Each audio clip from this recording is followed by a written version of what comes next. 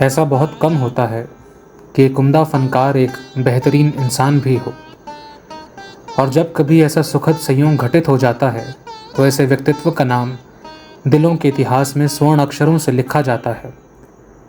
मैं याद कर रहा हूँ शायर हिंद हज़रत हफीज़ मेरठी को, जो जितने मकबूल शायर थे उससे कहीं ऊंचे इंसान। मेरठ शहर को शायरी के आसमान पर एक बुलंद आवाज़ देने वाले हफीज़ मेरठी अदब की जमानत थे। खुददारी और मिलनसारी की मिसाल हफीज़ मेरठी सदियों तक लोगों के जहन में शब्द बनकर कौंधते रहेंगे। अपने क्रांतिकारी तरानों के ज़रिए ब्रिटिश हुक्कामों के लिए रोज़ाना एक नई मुसीबत खड़ी कर रखने वाले हफीज़ भारतीय शायरी का वो पन्ना है जिसके बिना खूबसूरत इबारतों की ये किताब मुकम्मल नहीं की जा सकती। मेरठ के मोहल्ला पूर्वा शेखलाल निवासी हकीम मोहम्मद इब्राहिम और फ़ातिमा बेगम के घर 10 जनवरी 1922 को एक चिराग रोशन हुआ। नाना ने नाम रखा हफीज़ुर रहमान, प्यार से कहा गया हफीज़। बड़े होने पर शायरी का शौक़ चर्राया तो तखल्लुस रखा मेरठी। हफीज़ मेरठी के रूप में बगावती तेवरों के साथ शायरी के मैदान में कूद पड़े। इनाम में अंग्रेज़ों ने जेल में डाल दिया। कलम वहाँ भी नहीं रुकी। हर जालिम से टक्कर ली है सच्चे फ़नकारों ने हफीज़। हम वो नहीं जो डर के कह दें हम हैं ताबेदारों में। महात्मा गांधी का असहयोग आंदोलन पूरे देश की आवाज़ बन चुका था। मेरठ के फैज़ आम इंटर कॉलेज में देशभक्तों के एक जलसे में अपने क्रांतिकारी शेर सुनाने पहुँचे युवक हफीज़ मेरठी पर तब तक लाठियाँ बरसाई गईं जब तक वे बेहोश नहीं हो गए। एक हफ्ते बाद मेरठ के तत्कालीन अंग्रेज़ कमिश्नर के सामने हफीज़ को पेश किया गया। कमिश्नर ने पूछा, आपको अपनी सफाई में कुछ कहना है?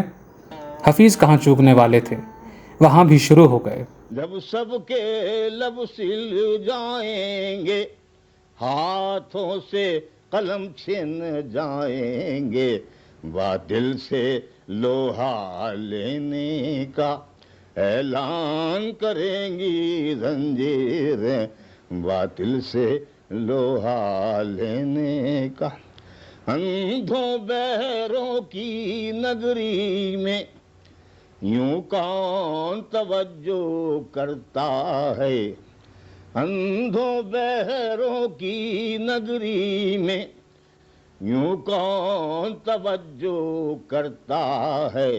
माहौल सुनेगा देखेगा जिस वक्त बजेंगी जंजीरें, माहौल सुनेगा देखेगा जिस वक्त बजेंगी जंजीरें।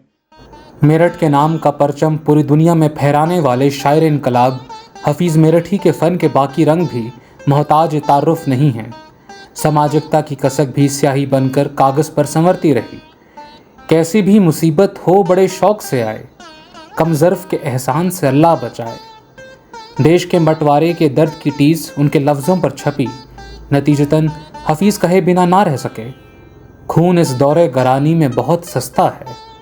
रात फिर गांव में कत्ल हुआ पानी पर, झील में डूब गया जान से बेजार बदन, तैरता रह गया मिट्टी का घड़ा पानी पर।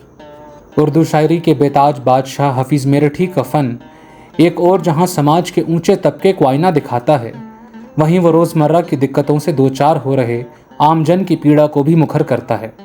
ज़िंदगी के सभी पहलुओं को मुक़द्दस संजीदगी से जीने वाले हफीज़ मेरठी को कलेक्ट्रेट में क्लर्क की नौकरी मिली, पर जिस सरकार में वो मुलाजिम थे उसे भी नहीं बख्शा।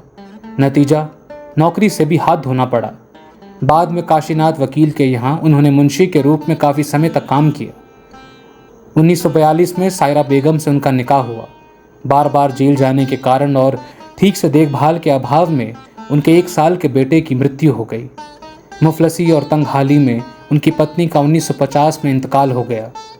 सरधना निवासी फहमीदा बेगम से उनका दूसरा निकाह हुआ। उनका कुछ समय बाद कत्ल कर दिया गया। हफीज़ मेरठी के पुराने रिसालों पर आधारित गज़लों की एक किताब शेर व शऊर 1970 में प्रकाशित हुई थी।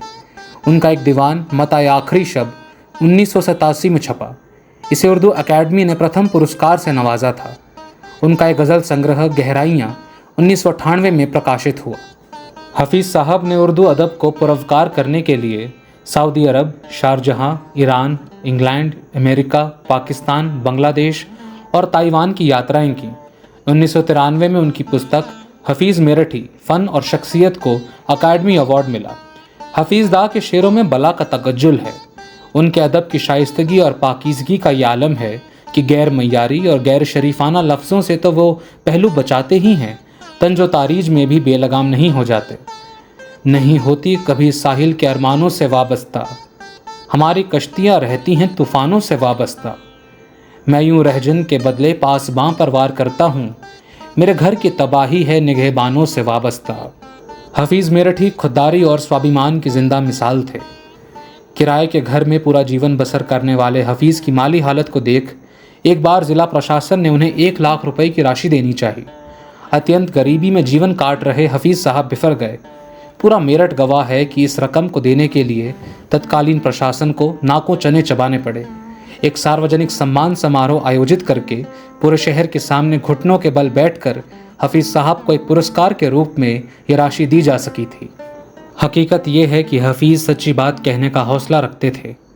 अपने इसी हौसले को जुनून की शक्ल देकर वे ताउम्र शब्दों की माला बुनते रहे। संजीदगी, मातानत और इस्तकामत की फ़ज़ा हफीज़ साहब की शायरी का तुर्रा इम्तियाज़ है। इसमें इनके वाक्यों की बनावट में फ़िक्र की पुख्तगी भी आती है और शऊर का बांकपन भी। शीशा टूटे गुल मच जाए, दिल टूटे आवाज़ ना आए, दुनिया का अपनाना ही क्या, कांटे अपने फूल पर आए। हफीज़ मेरठी अथाह तारीकियों में घिरकर भी ये नहीं भूले कि वे नूर के सफ़ीर हैं। चुनांचे उन्होंने अपने ज़ख्मों को पहले फूल बनाया और फिर फूलों के चराग बनाए। हमारी कद्र करो 14वीं के चांद हैं हम, खुद अपने दाग दिखाने को रोशनी की है। 1975 में इंदिरा गांधी ने इमरजेंसी का ऐलान किया और अभिव्यक्ति की स्वतंत्रता पर कुठाराघात होने लगे। बड़े बड़े अलंबरदारों की कलमें जब सहम कर दुबकी पड़ी थीं तो ये हफीज़ मेरठी ही थे जो गरज कर बरसते रहे। उनकी एक नज़्म पर उन्हें मीसा में जेल में डाल दिया गया। नज़्म थी, आज कुछ ऐसा तय पाया है हक़ के इज़हार आधारों में, हम पर जो ईमान ना लाए चिनवा दो दीवारों में। सूरज को दो देश निकाला, दिन का किस्सा पाक करो, बनते हैं ऐसे मंसूबे रात के रिश्तेदारों में। मेरठ समेत देश के सभी हिस्सों में जब सांप्रदायिक तनाव चरम पर था, तब भी हफीज़ सबकी सलामती का सदका करते रहे। आंसुओं से कब बुझेगी दोस्तों दिल की लगी, और भी पानी के छींटों से भड़क जाती है आग। पासबां आँख मले अंगड़ाई ले आवाज़ दें, इतने अरसे में तो अपना काम कर जाती है आग। जिन्हें हम अपने सबसे अजीज़ और निकटतम व्यक्ति मानते हैं, वे भी कई बार ईर्ष्या, द्वेष और मुकाबलेबाजी में अपने निचले स्तर पर उतर आते हैं। ऐसे ही किसी अनुभव से दो चार होते हुए हफीज़ मेरठी ने लिखा, कहा ना था कि नवाजेंगे हम हफीज़ तुझे, उड़ा के वो मेरे दामन की धज्जियाँ बोला। हफीज़ साहब के ऊपर क्षेत्रीय मीडिया द्वारा एक वृत्त चित्र का निर्माण वर्ष 2000 में किया गया। शिवाजी मार्ग चौराहे से सूरजकुंड चौराहे तक का नाम उनके नाम पर हफीज़ मेरठी मार्ग किया जा चुका है। 8 जनवरी सन 2000 को उन्होंने अंतिम सांस ली। मेरठ की मिट्टी में अपने लोगों के लिए नाशुक्री का भाव है, अपने लोगों की शिनाख्त को देर से पहचानने का दोष भी। उनके भावों और संदेशों को आत्मसात करके ही हम हफीज़ साहब को सच्ची खिराज अकीदत पेश कर सकते हैं। उन्हीं के शब्दों में, मयार ज़िंदगी को उठाने के शौक़ में किरदार पस्तियों से भी नीचे गिरा दिया। ये भी तो सोचिए कभी तन्हाई में ज़रा, दुनिया से हमने क्या लिया, दुनिया को क्या दिया। ओम नमः शिवाय।